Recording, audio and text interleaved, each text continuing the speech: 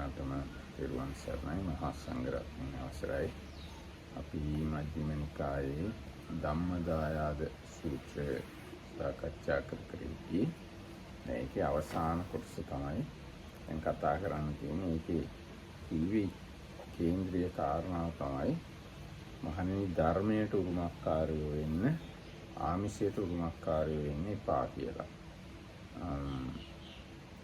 ඉතින් ඊට පස්සේ මේ ධර්මයට උරුමකාරයෝ වෙන්නේ නැතුව හිටියොත් එහෙම මේ ස්ථවිර නවක මජ්ක්‍ධිම ඔක්කොමලා නිඳා ලැබිය යුතුයි. ධර්මයේ උරුම කරගෙන හිටියොත් එහෙම ඒකට හැමෝම ප්‍රශංසා ලැබිය යුතුයි. කියන කාරණා තමයි අපි කතා කරන්නේ. Everybody, and with the permission of the Venerable Mahasangha, we are going to continue our reading of the middle length discourses, Majjhima Nikaya. Now we are about to hopefully finish the third sutta, that is the heirs of Dhamma, Dhammadayada sutta. So if I quickly summarize first, the Buddha starts with this saying, monks, be heirs of my Dhamma, not heirs of my material things. Then there is a simile about two monks, and then Venerable Sariputta comes and tells the monks about disciples of a teacher with a capital T, that teacher devoted to seclusion, and two kinds of students. One of them are also training in the seclusion, and one of them are not training in the seclusion, and the difference between the two. And the first group, that they don't follow the training, also they don't abandon the legs, they are supposed to abandon, and they become lax and negligent and so on. And for these three reasons they should be blamed, whether they are elder monks, monks of middle standing, or novice or newly ordained monks. And for the same three reasons, monks that follow the training in seclusion, just as their teacher is capital T, is devoted to, so they should be praised for three reasons, and that is because they are devoted to training of seclusion, they are abandoning the things that should be abandoned, they don't become careless and lax, they are not the leaders in backsliding or opening themselves to defilements, and they are energetic, not negligent about the practice. That's where we finished yesterday. So there is a last bit of the sutta that needs to be dealt with. දැන් මෙතන විස්තර කරනවා ස්ථවිර කියන්නේ කවුද, මේ මජ්ක්‍ධිම කියන්නේ කවුද, නවක කියන්නේ කවුද. ස්ථවිර කියලා. So the commentary now explains what is here meant by the elder of middle standing, as they translate it is in English, and the newly ordained. මේකේ ස්ථවිර කියන්නේ කවුද කියලා හරියටම මෙතන කියලා නැහැ. නමුත් ස්ථවිර කියලා සාමාන්‍යයෙන් කියන්නේ වස් 10ට වඩා වැඩිය. උපසම්පදාක අවුරුදු 10ට වඩා වැඩිය තමයි ස්ථවිර කියන්නේ. So the explanation is not that much detailed, but one of the rough like how we can decide is if somebody has been ordained for 10 or more years, is the higher ordination, such a person might be considered in some way as the elder. So then the monks of the middle standing are from 5 years of ordination up to 10. And the newly ordained is less than 5 years of higher ordination. දැන් අර ස්ථවිර භික්ෂූන්ට දොස් කියනවා කියලා කියන්නේ ඒගොල්ලෝ ආරණ්‍ය වලට යන්න නැතුව ඉන්නවලු, දුර සේනාසන වලට යන්න නැතුව ඉන්නවලු, ගමේම වාසය කරනවලු, ඊට පස්සේ පිරිසත් එක්කම මැද්දේ වාසය කරනවලු, කාය විවේකයේ පුරන්නේ නැහැලු. ඔන්න වගේ කාරණා තමයි අර දොස් ලබන්න හේතු වෙන කාරණා. So then for the senior monks, but that same is applicable for the other two categories of monks, is probably referring to this not training in seclusion here means they don't go to this like remote, secluded dwelling places like in the forest and other. They stay in the middle of village surrounded by like society and people, in the middle of people. ඒගොල්ලෝ දිගටම ග්‍රාමාන්තයේම ඉන්නකොට මේගොල්ලෝ නවක කාලෙත් මධ්‍යම කාලෙත් මෙහෙමමයි හිටියේ කියලා දොස් කියනවලු. So whether they are senior monks, middle and standing or newly ordained, still this is grounds for finding fault with them that they are kind of like living like that in the middle of the village and in the middle of people. දැන් මධ්‍යම අයට දොස් ලැබෙනවලු මේගොල්ලෝ මේ කුණු කය සරසමින් ඉන්නවා කියලා. උපදි විවේකයේ විවේකයේ සම්පූර්ණ කරන්නේ නැතුව මේ ශරීරය සරසමින් ඉන්නවා කියලා නින්දා ලැබෙනවලු. ඒ කියන්නේ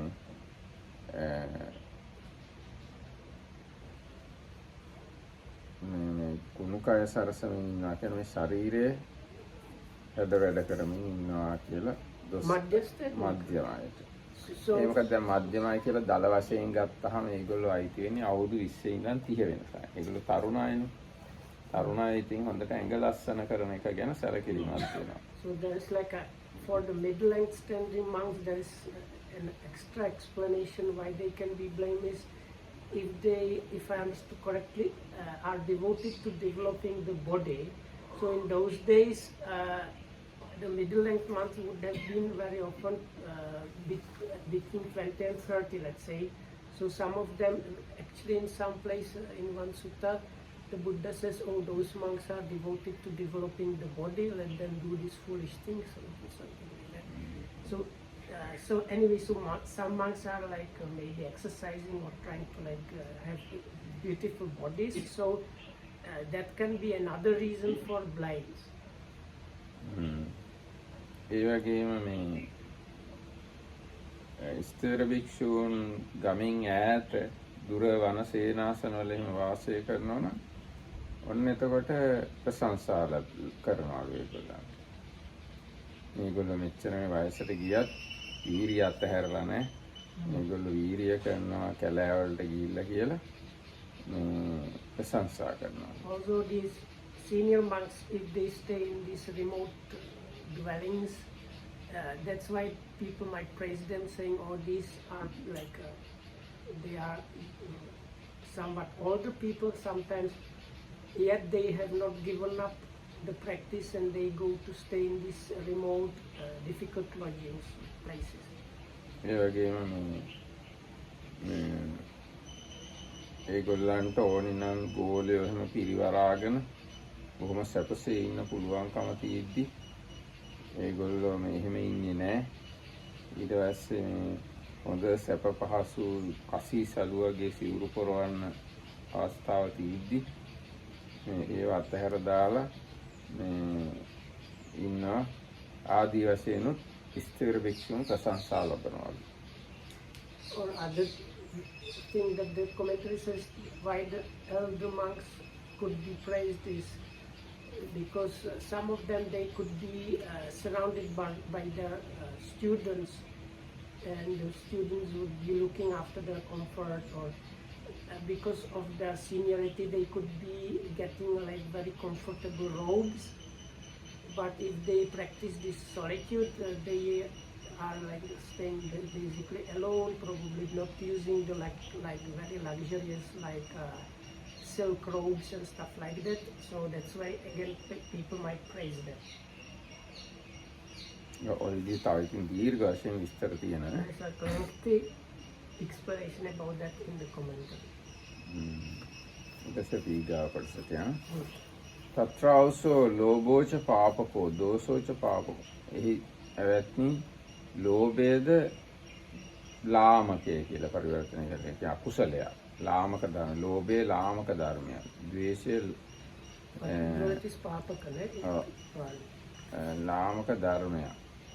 ලෝභස්සච පහනාය දෝසස්සච පහනාය අත්ති මජ්ජිමා පටිපදා. ලෝභයත් ද්වේෂයත් ප්‍රහාණය කිරීම පිණිස මධ්‍යම ප්‍රතිපදාව තියෙනවා. චක්කුකරණී ඥානකරණී උපසමාය අභිඥාය සම්බෝධාය නිබ්බානාය සංවත්තති. එය ඇස ඇති කිරීම පිණිස ඥානය ඇති කිරීම පිණිස සංසිඳීම ඇති කිරීම පිණිස විශිෂ්ට ඥානය පිණිස සම්බෝධිය පිණිස නිවන පිණිස පවතිනවා. කුමක්ද ඇවැත්නි මධ්‍යම ප්‍රතිපදාව? ඒ තමයි මේ ආර්ය අෂ්ටාංගික මාර්ගයේ අපි දන්න සම්මා දිට්ඨි සම්මා සංකප්පාදී ඒක අර ඇස ඇති කිරීම පිණිස ඥානය ඇති කිරීම පිණිස සංසිඳීම පිණිස විශිෂ්ට ඥානය පිණිස සම්බෝධිය පිණිස නිබ්බානය පිණිස පවතිනවා. So then there is couple of paragraphs that same structure, and the structure is like this. Friends, that is friends monks, that is now Venerable Sariputta talking to the monks. The wrong or bad herein is the greed and hatred or aversion. But there is the middle path or middle way for the abandoning of greed and aversion that gives vision, knowledge, leads to peace, direct knowledge, enlightenment, and nibbana. And what is the middle way? It is just this noble eightfold path, that is right view, right intention, right thought, right speech, right action, right livelihood, right effort, right mindfulness, and right concentration. This is the middle way, giving vision, giving knowledge, which leads to peace, to direct knowledge, to enlightenment, to nibbana. So here, this paragraph, they are 2 by 2. So just here we had greed and aversion. So in the other paragraphs, it's the only change there. එතකොට ඒ ආර්යසාය මාර්ගයේ එක එක අංග වල අර්ථ කියලා තියෙනවා. සම්මා දිට්ඨි කියන එක කියන්නේ සම්මා දස්සන ලක්ෂණෝ සම්මා දිට්ඨිය. මනාකොට දැකීම තමයි සම්මා දිට්ඨියේ ලක්ෂණය. So now before we get to the other pairs of bad qualities that are overcome by the middle way, we are going to have a look at what the commentary says about the Eightfold Noble Path, different factors. So first one is usually translated as right view, samma ditti. So what and again මනාකොට දැකීම ලක්ෂණයකට. So its characteristic is only the characteristic is given. Okay, no, so normally the style is giving the meaning, characteristic, taste, and preceding cause, but here only the characteristic is given. So the characteristic of the right view is manakutta kiyanna. Well, Good. good. Or proper. Proper, yeah, correct, proper, good seeing is for the right view. ඊට මනාකොට අරමුණට නැගීම තමයි සම්මා සංකප්පේ ලක්ෂණය. So the character of right thought is something like apprehending the object in a suitable, proper way. ඊට මනාකොට ගැනීම තමයි සම්මා වාචාවේ ලක්ෂණය. පරිග්ගා ආත්පසින් ගන්නවා කියන වගේ අර්ථයක් තියෙනවා. මනාකොට පරිග්‍රහ කිරීම තමයි සම්මා වාචාවේ ලක්ෂණය. So this is okay. So I will rephrase it. So the right thought is like right approaching or suitable approaching or getting onto the object, whereas the right speech is this like taking up of the object in a suitable way. පරිග්‍රහ කියලා කියන්නේ හාත්පසින් ගන්නවා කියලා වගේ අදහසක්. මනාකොට හාත්පසින් ගැනීම තමයි සම්මා වාචාවේ ලක්ෂණය. ඊට පස්සේ මනාකොට සමුත්ථාපන වෙන හට ගැනීම ලකුණුකට ඇත්තේ සම්මා කම්මන්ත නන්දු. සම්මා කම්මන්තේ ලක්ෂණය මනාකොට හට ගැනීම කියන එක. මේ හොඳටම අපිට තේරෙන්නේ නැහැ. දල අදහස සමුත්ථාපන. සංඋත්ථාපන. මනාකොට හට ගැනීම. Holding up or something like උපදවීම වගේ. උපදීම හට ගන්න. So the explanation for right action here is like suitable or correct. It seems like making or generation, producing.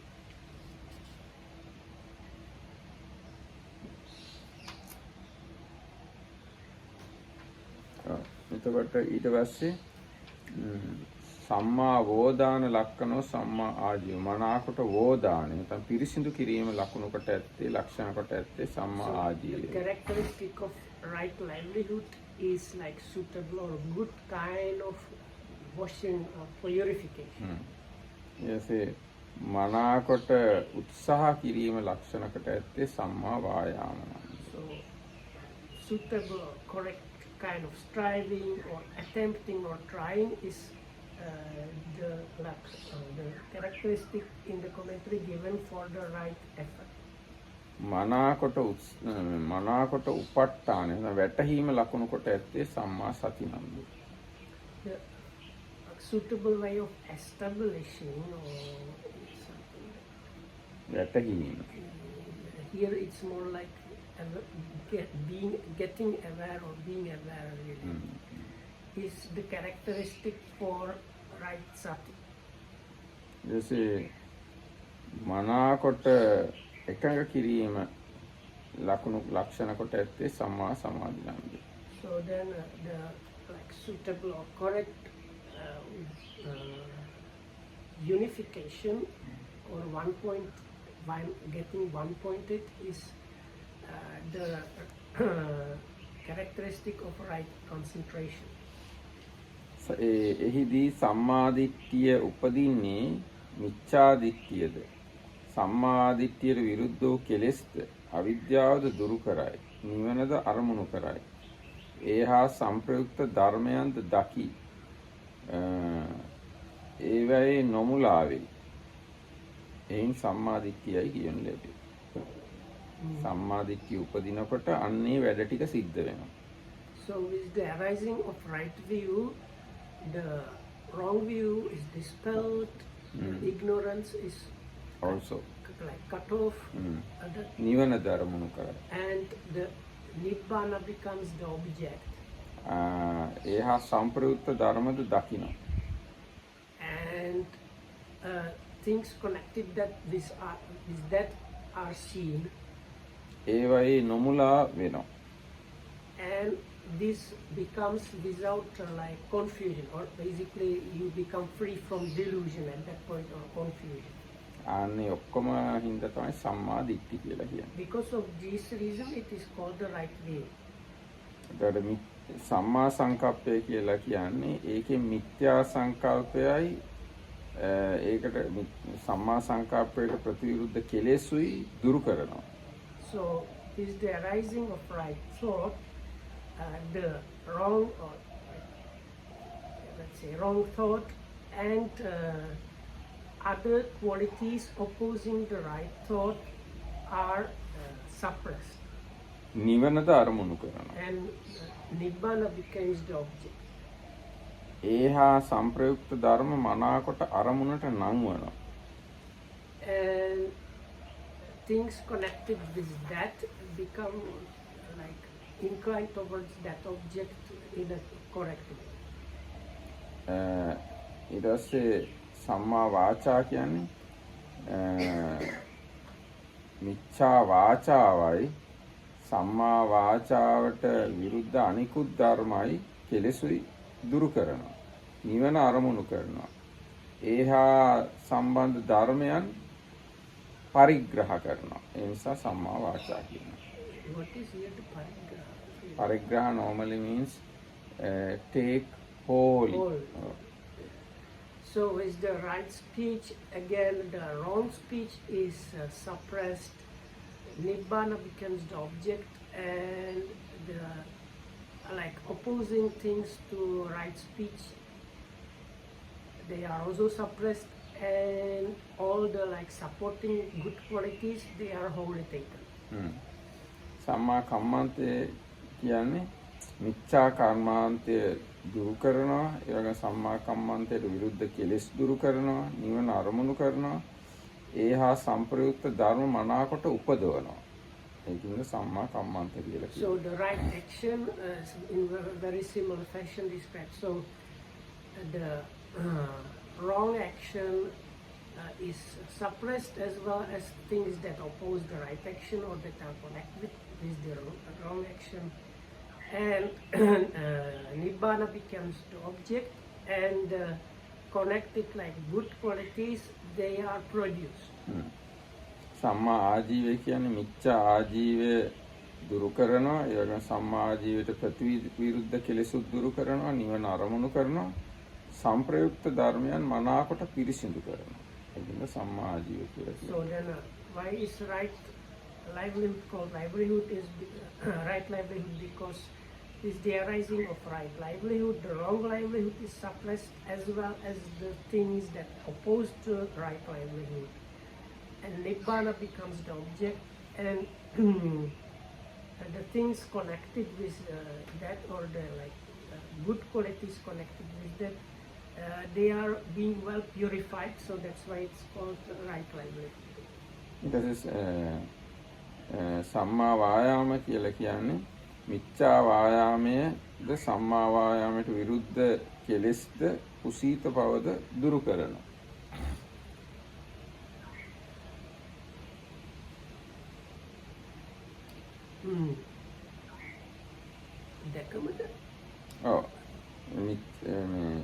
මිච්ඡා වායාමයයි සම්මා වායාමයට විරුද්ධ කෙලෙසුයි කුසීත බවයි දුරු කරනවා. So there's like this is the discussion why right effort is called right effort. So the right effort is called right effort because kind of laziness connected with things opposing the wrong view, the wrong effort, and the wrong effort itself. No, how to say? Anyway, so like laziness, I will rephrase it this way. This laziness which is connected with wrong effort is being suppressed. Nibbana becomes object, and the good qualities are what? අනුබල දෙනවා. Empowered. The good qualities that support that are empowered, so that's why it's called right effort. සම්මා සතිය මිච්ඡා සතියයි සම්මා සතියට විරුද්ධ කෙලෙසුයි දුරු කරනවා. නිවන අරමුණු කරනවා. සංප්‍රයුක්ත ධර්මයන් මනාකොට එළඹවනවා. ඉදිරිපත් කරනවා. ඒ නිසා සම්මා සතියයි කියලා කියනවා. So why it's a right sati? Because the wrong sati is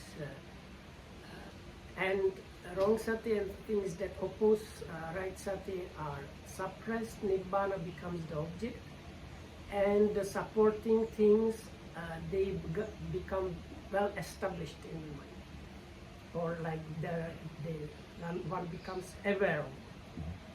සම්මා සමාධිය කියන්නේ මිච්ඡා සමාධිය සහ සම්මා සමාධියට විරුද්ධ කෙලෙස් දුරු කරනවා, නිවන අරමුණු කරනවා, සංප්‍රයුක්ත ධර්ම මනාකොට පිහිටුවනවා. ඒ නිසා සම්මා සමාධිය කියන්නේ. So the right concentration is called right concentration because the wrong concentration, as well as things opposing the right concentration, are suppressed. Nibbana becomes the object, and the good things connected with that get kind of established. එතකොට ඔන්නවා තමයි ඒ වචනවල අර්ථ. එතකොට අනිත් එක මේ අංග 8ම නිවන අරමුණු කරනවා. So basically, so this is how the commentary describes the meaning of the specific meanings of the 8 factors of the path. So one of the important things there is the Nibbana being the object. මේකෙන් හැබැයි මේ විස්තර කළේ ලෝකෝත්තර ආර්ය අෂ්ටාංගික මාර්ගය. මොකද ලෞකික ආර්ය අෂ්ටාංගික මාර්ගයට නිවන අරමුණු කරන්න බෑ. Of course, this is the description of the supramundane Eightfold Noble Path, which basically means the moment where the path knowledge is about to happen. So, then we have the worldly Eightfold Noble Path, where this part of Nibbana becoming the object is not there, because if it's a worldly Eightfold Path, the Nibbana cannot be there. ඊට පස්සේ මේ දැන් මේ කියාපු ආකාර ආරසායනික මාර්ගය තමයි අර මේ උපසමාය චක්කුකරණී ඥානකරණී උපසමාය අභිඥා සම්බෝධාය නිබ්බානාය සංවත්තති කියන්නේ මේ කියාපු ලෝකෝත්තර ආරසායනික මාර්ගය. So this is explanation for it's like the culmination of the practice where the worldly Eightfold Noble Path becomes the supramundane Eightfold Noble Path, and these couple of words that are there, like Chakkukarani, Jnanakarani, it is producing Chakku or vision or an eye, it is producing Jnana or knowledge or understanding.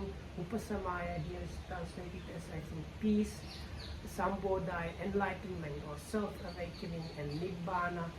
So these few words like signify this Eightfold Noble Path of the supramundane kind that was just now described in detail. දැන් ඒ විදිහේ මේ ලෝකෝත්තර ආරසායනික මාර්ගය ඇති වුණාම තමයි මේ කියාපු දේවල් හරියටම සිද්ධ වෙන්නේ. ලාමක වූ ලෝභයත් ද්වේෂයත් ප්‍රහාණය වෙන්නේ එතකොට තමයි. Because at the point where the supramundane and Eightfold Noble Path happens, that's the moment that where truly in this case greed and aversion are completely like cut off. ඒ වගේම ක්‍රෝධය, උපනාහය, මක්කය, පලාසය, ඉස්සාව, මච්චරිය, මායාව, සාටෙය්‍ය, තම්බය, සාරම්භය, මානය, අතිමානය, මදය, ප්‍රමාදය, ඒව ඔක්කොමත් ප්‍රහාණය කිරීම පිණිස ඔය ආර්ය අෂ්ටාංගික මාර්ගය තමයි තියෙන්නේ. So the other couples of bad qualities. So first we have this here, it was greed and aversion and as the wrong bad things, and the middle way of overcoming and abandoning them in the Eightfold Noble Path and so on. So the other couples of bad qualities are anger and resentment, and again they are the bad wrong thing, and the way of overcoming them is the Eightfold Noble Path. Contempt and insolence is another couple. Envy and avarice or stinginess, deceit and fraud, obstinacy and rivalry, conceit and arrogance, and vanity and negligence as the last one. So even with the vanity and negligence, they are the wrong bad qualities, and there is a path of or way of overcoming them, and that is this very Eightfold Noble Path, that is right view, right thought, and so on, up to right concentration, which leads to producing vision, producing understanding, leading to peace, direct knowledge, enlightenment, and Nibbana. දැන් මෙතන මේ ඔය කියාපු දේවල් වල ස්වභාවය විස්තර කරලා තියෙනවා. ක්‍රෝධය කියන එක. So we will get like more detailed explanation about this couple of bad qualities. So first of them was krodha and upanahane, translated here as anger and resentment. කිපීම තමයි ඒකේ ලක්ෂණය.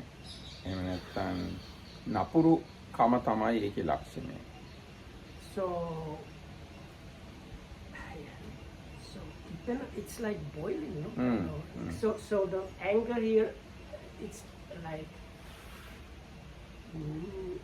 do you have කිපෙනවා කියන්නේ කලබල වීමක් වගේ තියෙනවා. So like boiling or like bursting inside is like when you are angry. So ඒක තමයි ඒකේ ලක්ෂණය. or getting bad or like mean, you might in English you might say like mean.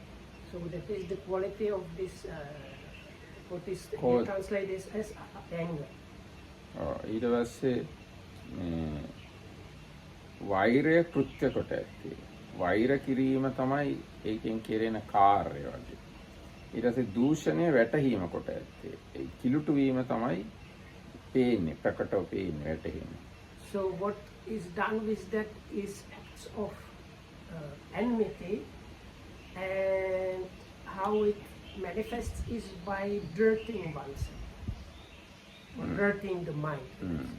ඊට පස්සේ උපනාහය කියන එකේ ස්වභාවය තමයි බැඳගෙන පැවැත්ම. ඒ කියන්නේ වෛරය අතහරින්න නැතුව ඉන්න එක තමයි ඒකේ රසය. ඒකේ නැත්නම් කෙරෙන කාර්යය. තරහ ඇති වෙලා තරහ තියාගෙන ඉන්න. So there's grudge or resentment, that's the upanaha. So its quality is like continuing or keeping with the anger. ඒ ක්‍රෝධය ලුහු බඳනා බව වැටහීමයි. පස්සෙන්ම එලෝගෙන යනවා තරහේ. අතහරින්න නැතුව. ඒක තමයි ඒක වැටහෙන ආකාරය. උපනාහය කියන එක පේන්නේ ඒ විදිහට. ක්‍රෝධය ලුහු බඳනා බව වැටහීමයි. ක්‍රෝධයෙන් පස්සෙන්ම යනවා අතහරින්නේ. So it's like following behind the anger. ඒ වගේම ඉස්සෙල්ලාම ක්‍රෝධය ඇති වෙනවා පස්සේ උපනාහය බවට පත් වෙනවා. That's how it's kind of manifests. So first you get angry, and if you have resentment, the resentment always kind of follows the anger. Okay. ඊට පස්සේ මක්ඛ කියන එක. ඒ කියන්නේ අනුන්ගේ ගුණ මැකීම ලක්ෂණය. Yeah, but sometimes the translation is content and it's clear this is. So makha is translated as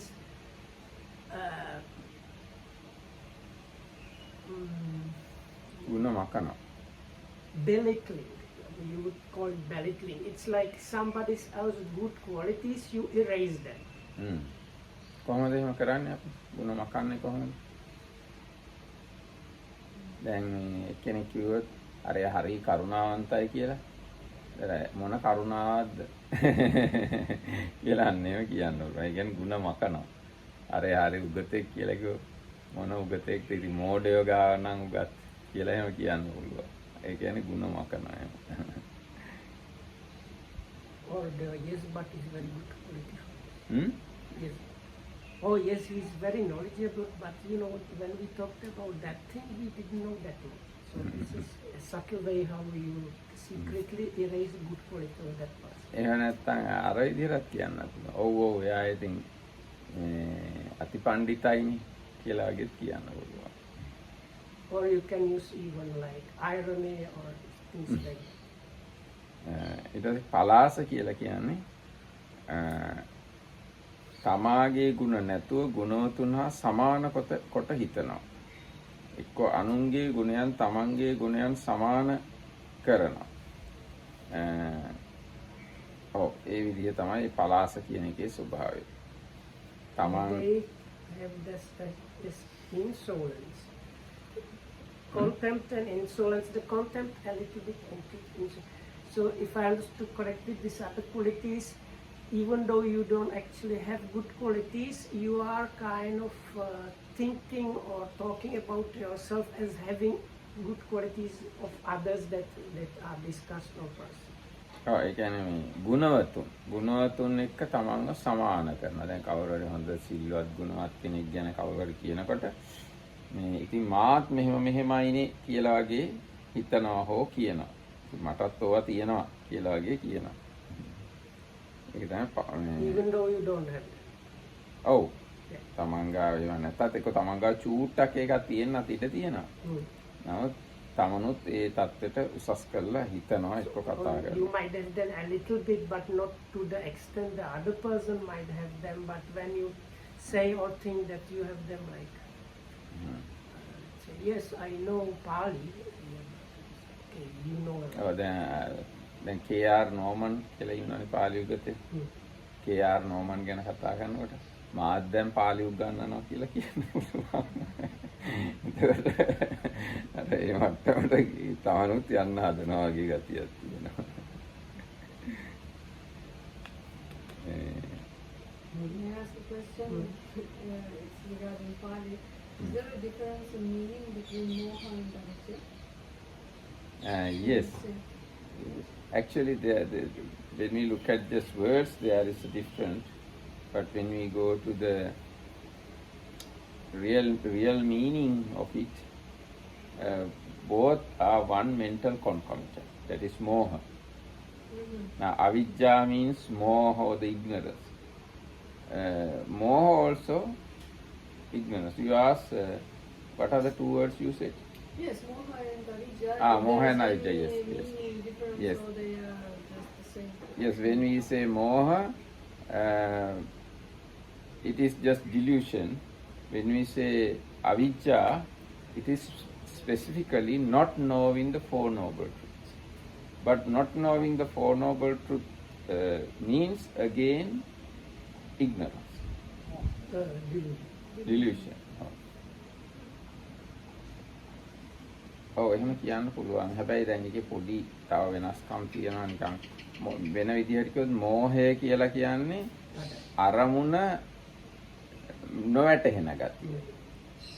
අවිද්‍යාව කියලා කියන්නේ චතුරාර්ය සත්‍ය නොදන්න ගතිය. අන්න එහෙම පොඩි වෙනසක් තියෙනවා. So the difference given by Dhammadayada says moha is about not apprehending or not getting the object properly, whereas the ignorance is not knowing the Four Noble Truths.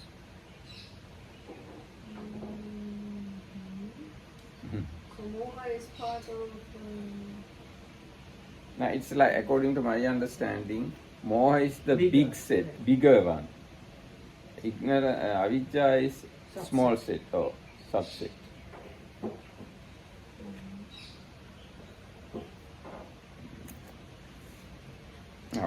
එහෙනම් අපි ඊගාවට යමු. ඊගායක ඉස්සා. ඉස්සා කියන්නේ අනුන්ගේ සැපතට නුගුණ කීමෙහි ලක්ෂණයයි. අනුන්ගේ සැප නොයිවසීම හෝ එහි ලක්ෂණයයි. ඔව් ඒක තමයි දල වශයෙන් ඒකේ ලක්ෂණය. අනුන්ගේ සැපත දරා ගන්න බෑ ඒ ගැන නුගුණ කියනවා. So here it's like actually like developed version. So Ichha and Machari are the two. ඉච්ඡා. No, not ඉච්ඡා, ඉස්සා. Issa, and the second one is මච්චරි. ඉස්සා මච්චරි. yeah. So Issa is basically envy, but here it's especially you cannot bear up good qualities or some good about some person and you talk about that. So here they explain it means also the like නුගුණ. talking. talk කියන්නේ නුගුණ කියනවා. Yeah, so like you cannot bear it up and that's why you cut down what they do. Hmm. A But it's කියන්නේ considered within the envy still. And yeah. ඔව්. කොහොමද අනුන්ගේ සැපතට නුගුණ කියන්නේ? දැන් හොඳ car එකක් ගත්තයි කිව්වොත් කවුරු හරි අපෝ ඔය කාර් දැන් ඉතින් හරියට තියෙනවා හැමතැනම. ඔය ඒටි දෙයක් නැහැ කියලා වගේ කියන්න පුළුවන්. So it's like somebody gets a car and you say, oh, this car is available everywhere, it's nothing special. අන්න එහෙම තමයි නුගුණ කියන්නේ. දැන් මච්චරිය කියලා කියන්නේ තම සම්පත් සැඟවීමේ ලක්ෂණය. තමන්ගේ සම්පත් අනුන් හා සාධාරණ බව නොයිවසන ගතිය තමයි මච්චරිය කියන්නේ. So the avarice or stinginess is the quality where you cannot bear up if other people like know or use your good things or something good. So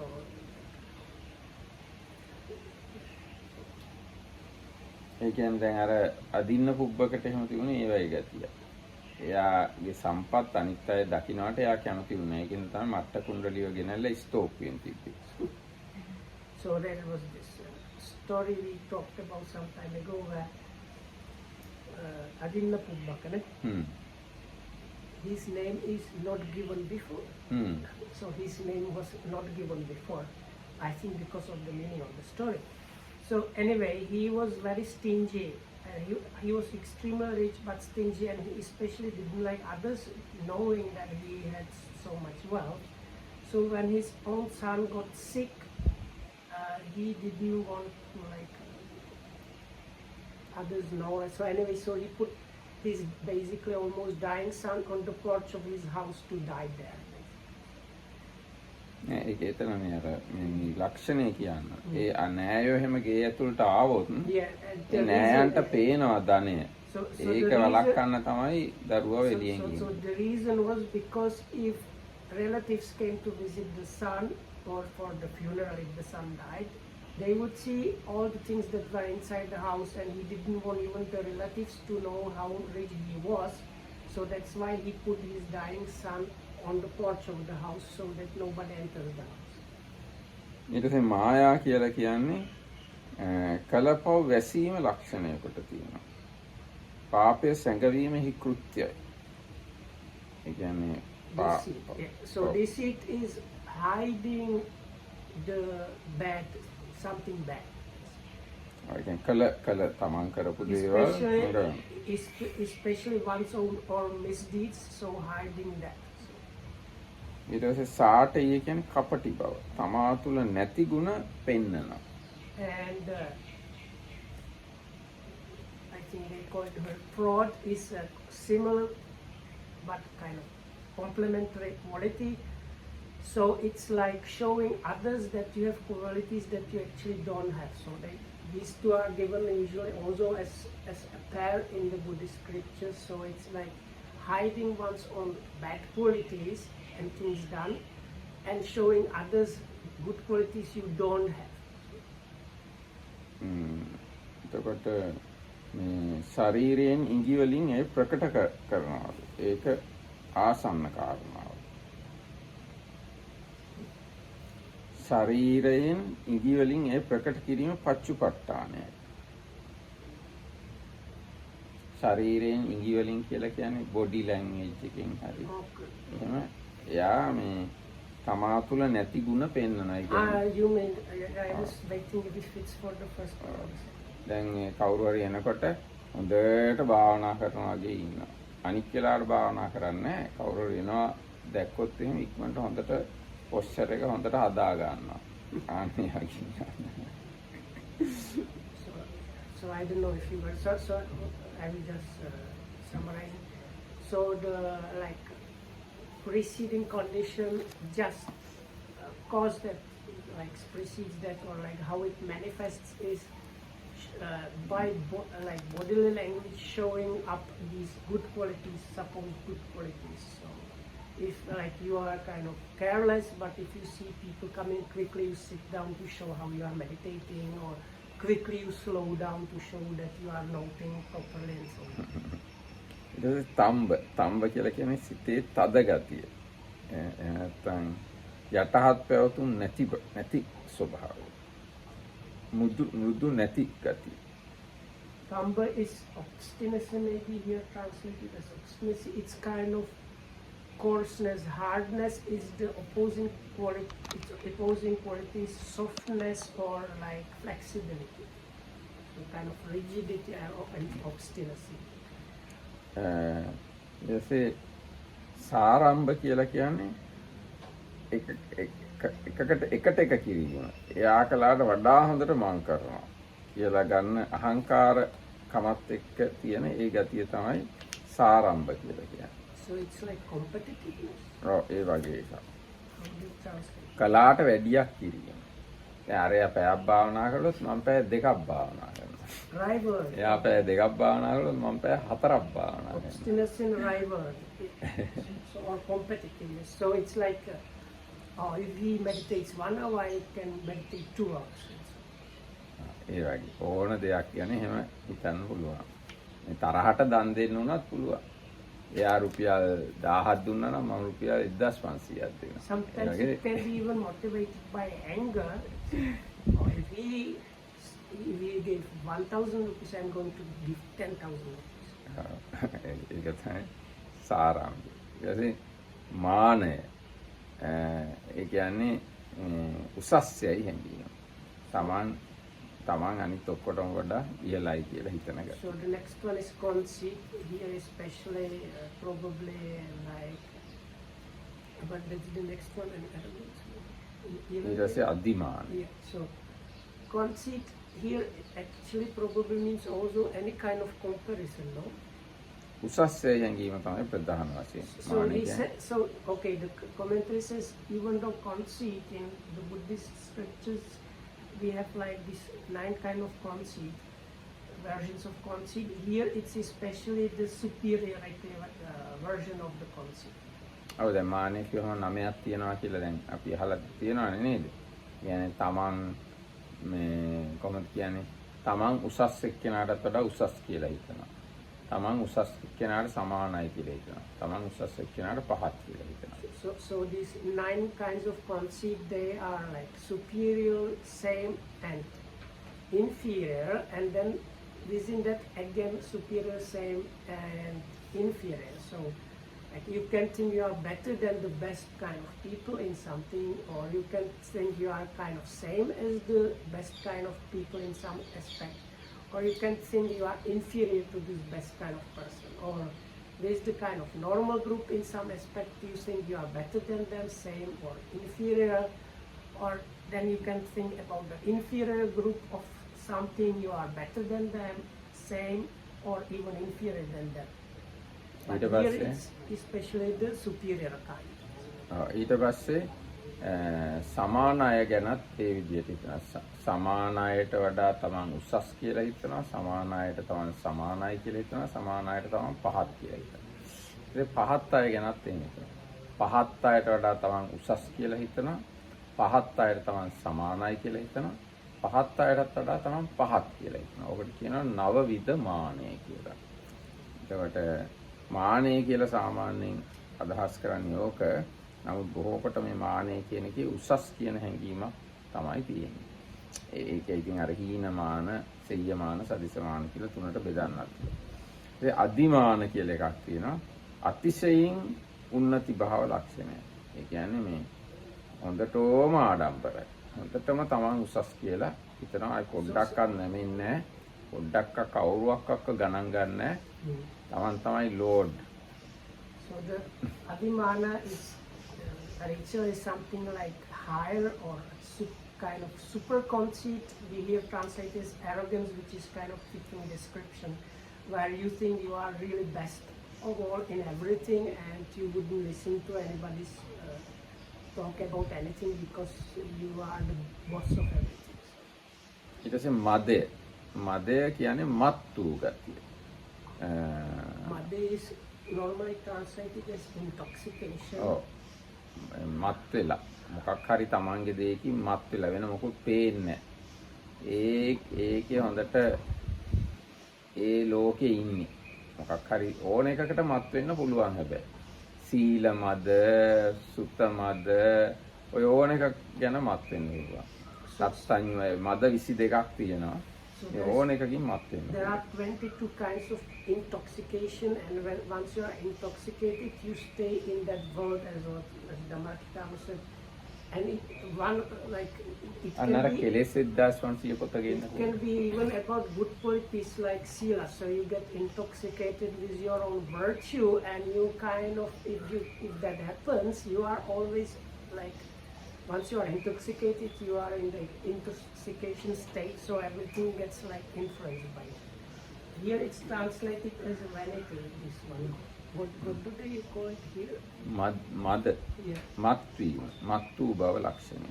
So they just say it's the characteristics being like intoxicated basically. ඊගායක පමාද.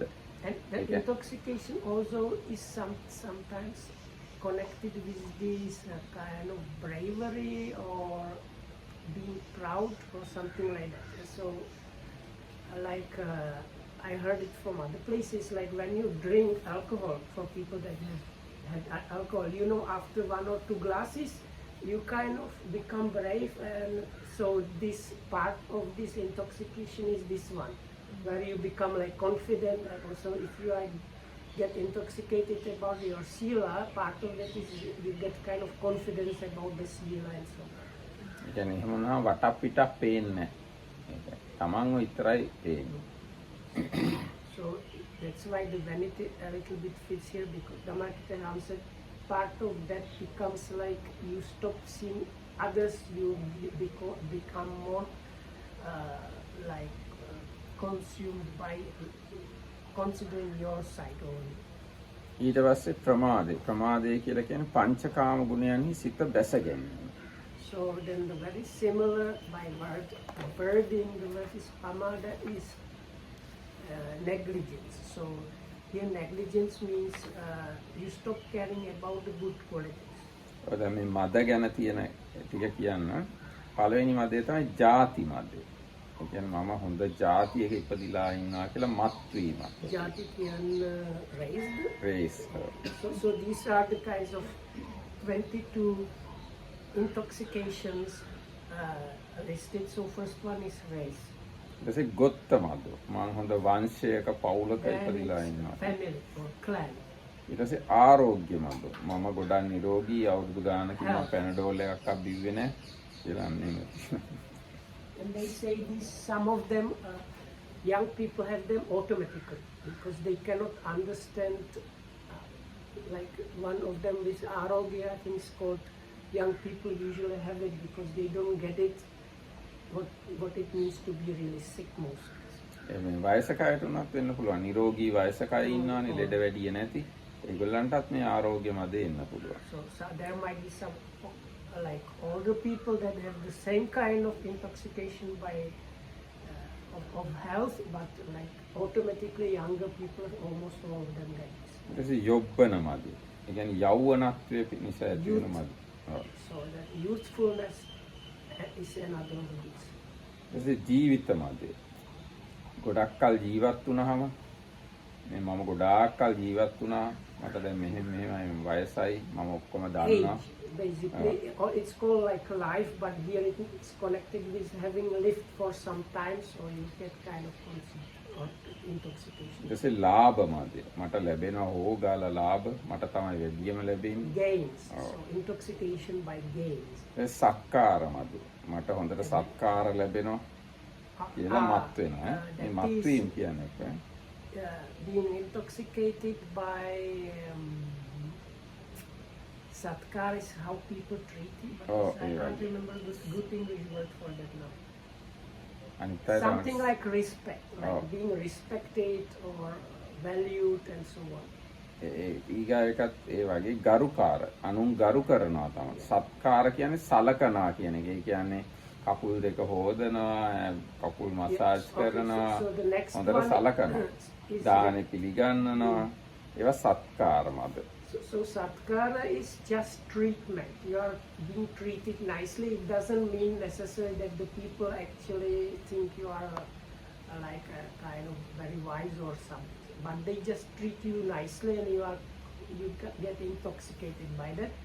The next one is kind of ඒක තමයි respect කියන්නේ ගරුකාර මද. Yeah, respect or like veneration. ඊටසේ පුරෙක්කාර මද. ඒ කියන්නේ ඉස්සරහින් යන්නේ තමයි. මම තමයි ඉස්සරහින් යන්නේ හැම එකේම. So the next intoxication පොලිමේ යනකොට is being the ඉස්සරහින් first. යන්නේ. ඕන දෙයක් වෙන කරන්න ගියාම ඉස්සෙල්ලම මම තමයි කරන්නේ කියලා මත් වීමක් ඇති So if වෙනවා. you always go like first, you are the first one invited to speak and so on, so you can get kind of intoxication. ඊටසේ පරිවාර මද. මට කණ්ඩායමක් ඉන්නවා. මට ගෝලියෝ ගොඩක් ඉන්නවා. මට දායකයෝ ගොඩක් ඉන්නවා. So the Brahma has a lot of this intoxication being the first, no? Because we appear. Anyway, Brahmas normally enjoy or abode in jhanas. Jhanas are states where these are suppressed. These hindrances are suppressed. So it is not that much visible, these kind of things among them, but it is possible them to have these things because they have not eradicated these things completely. But jhanic consciousness are extremely pure because even if you look at the first jhana, it is said, vivicceva kamehi vivicca akusala dhammehi. They have suppressed sense desire and they have suppressed other unwholesome states. So jhanas are very pure mental states. So we can't directly apply these things to the Brahmas, but they have underlying tendencies. ඊට පස්සේ පරිවාර භෝග මත. Parivara, I think that means following. So it's like big following, so being intoxicated. ඊට පස්සේ භෝග මට ගොඩාක් ඉඩම් තියෙනවා, කුඹුරු තියෙනවා. Wealth or possessions is the next one. ඊට පස්සේ වන්න මද. මට හොඳ නමක් තියෙනවා, කීර්තියක් තියෙනවා. කියලා තියෙනවා. Here Vanna means your repute or how you look? I think repute. How you look also, well, it is So also the called word vanna. Vanna actually means literally color, but it has different meanings. One of them means like praise, or here it would be repute, but sometimes it's used also for good looks. So that's why I asked.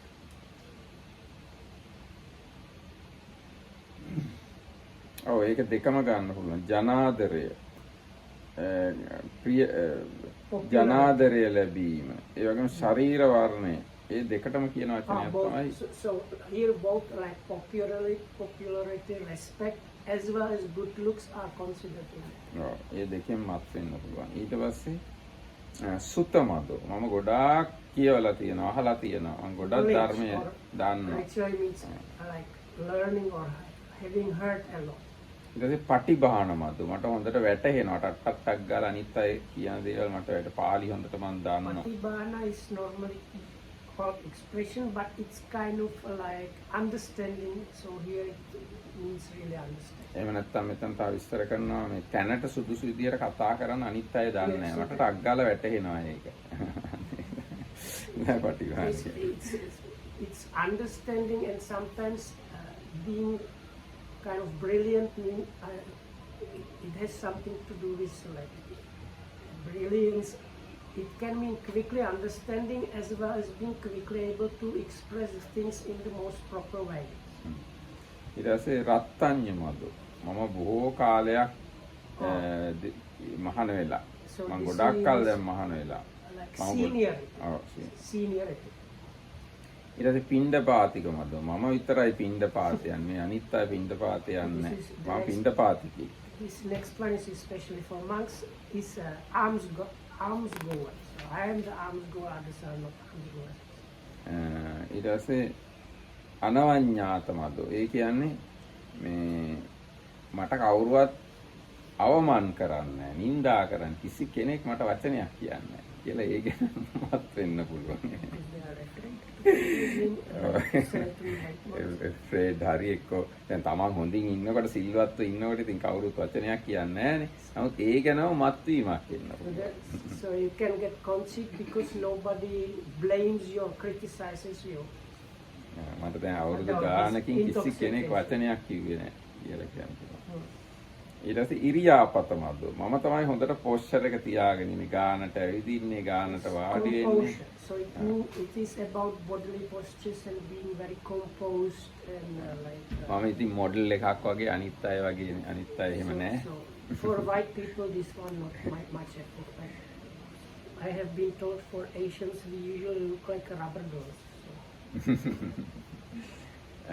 ඊට පස්සේ ඉරියාපත මදෝ ඒක කිව්වා දැන් හාමුදුරන්ටත් එහෙම වෙන්න බලා මම තමයි හොඳ ගානට සිවුරු පොරවන්නේ මගේ තමයි පරිමණ්ඩලයේ හරි ගානට තියෙන්නේ මගේ පාත්‍රයට ගැලපෙන විදියට මේ සිවුර තියෙනවා සිවුරට ගැලපෙන විදියට සෙරෙප්පු දෙක තියෙනවා. We have like ways how the robes should be worn. There are small rules and stipulations how to use all the requisites, how to walk, how to look. So if you are like doing it perfectly, you can get intoxicated by that itself. ඊට පස්සේ ඉද්දි මදු මට අහසින් යන්න පුළුවන්. මේ අනිත් අය නිකන් මේ තටු කපලා දාපු කාක්කෝ වගේ එහෙම කියලා ඉද්දි මදු ඇති වෙන්න පුළුවන්. ඉද්දි උපදව ගත්තොත්. Psychic powers. So Dhammadayada's joke said, I can fly, the others are like crows with cut wing feathers. ඊට පස්සේ යසමදේ කියලා කියන එක විස්තර කරගෙන මේ අනිත් අය ඔක්කොම මගේ යටතේ තමයි ඉන්නේ. මම තමයි අනිත් අය හසුරවන්නේ, පාලනය කරන්නේ. මට ඕන විදිහට තමයි අනිත් අය ඉන්නේ. Yasa is something like popularity, but it means also like following. So it's like you are number one in a group of people, and everybody in the group follows you and asks you for advice and stuff like that. දැන් සීලමදේ මම තමයි ඉතාම හොඳට සිල් රකින්නේ පොඩි ශික්ෂාපදින්න මම රකිනවා මේ අනිත් අය සිල් රකින්නේ නැහැ. ධානමදෝ ධාන ගැන මට තමයි ධාන තියෙන්නේ අනිත් අයට කිසිම ධානයක් නැහැ ධාන වඩන්නෙත් නැහැ ඒගොල්ලෝ. Intoxication by absorption. ඒගොල්ලන්ට එක මොහොතක් හිත එක විදියට තියාගන්න බෑ. ඒ වුණාට මම පළවෙනි ධානයට සමාදිනවා එක්ක දෙවෙනි ධානයට සමාදිනවා කියලා මම හිතන්න පුළුවන්. ඊට පස්සේ සිප්ප මදෝ. ඒ කියන්නේ මේ අනිත් අය කිසි ශිල්පයක් දන්නේ නැහැ. මම හැම ශිල්පයක් ක්‍රාෆ්ට් වගේ ඒ වගේ ශිල්ප skills and skills. skills and crafts. Like in the monk's case, it would be you know how to like dye the robes, stitch the robes, how to properly sweep the yard, how to burn the balls and stuff like that. ඊට පස්සේ ආරෝහ මදෝ. මම මේ අනිත් හැමෝටම වඩා උසයි. අනිත් ඔක්කොමලා මිට්ටෝ මම හොඳ උසයි මේ මට පේන ඔක්කොම. හොඳ ගානට උසයි Being tall, so you kind of because you are overlooking everybody. ඊට පස්සේ පරිණාහ මදෝ. මේ කියන්නේ උසේ ගානටම මහත තියෙනවා. මහත ගානට උස තියෙනවා. මේ අනිත් අය එක්ක උස වැඩි, එක්ක මහත වැඩි. මම එහෙම නෑ. මම හරි ගාන. Parina is like good bodily proportions. So like you are not too fat, not too tall. You don't have too long hands, too long legs, too small head, too big head, and things like everything is like nice and proper. ඒ සන්තාන මදෝ. ඒ කියන්නේ සටහන් හැඩය. මගේ හැඩය මේ සෝබන හැඩයක් තියෙනවා. හොඳට මේ ෂේප් එක තියෙනවා මට. මේ අනිත් අය ෂේප් එක නැති කරගෙන ඉන්නේ ෂේප් නෑ. You mean like whole body? Whole body. So then මේගොල්ලන්ගේ shapely. You are බඩල shapely. I don't know if it's called like that in English. So this is not about proportion, but shape all your body has the like bodily parts have the proper shape, and you get conceited or like intoxicated by it. ඊට පස්සේ පාරිපූර්ණ මදෝ.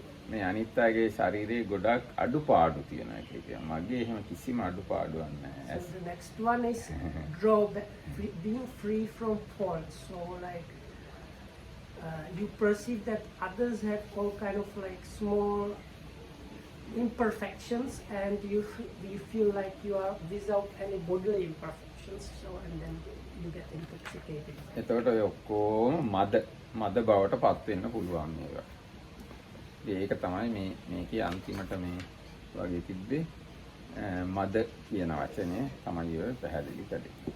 ඉතින් සිහිය තිබ්බොත් තමයි ඔය අපිට තියනවද නැද්ද කියලා අපිට තේරෙන්නේ. එහෙම නැත්නම් අපිටත් ඔවා තියෙන්න පුළුවන්. අපි දන්නෙත් නෑ සමහර වෙලාවට. So of course then the why awareness or mindfulness is so important is we might have these or not, but the only way how to realize that is being aware or mindful when this happens, when they activate, catch them that they are actually visible. අද දවසට අපි මෙතකින් නවත්වමු. හැම දිනකටම තෙරුවන් සරණයි. So that's it for today. May all be well and happy.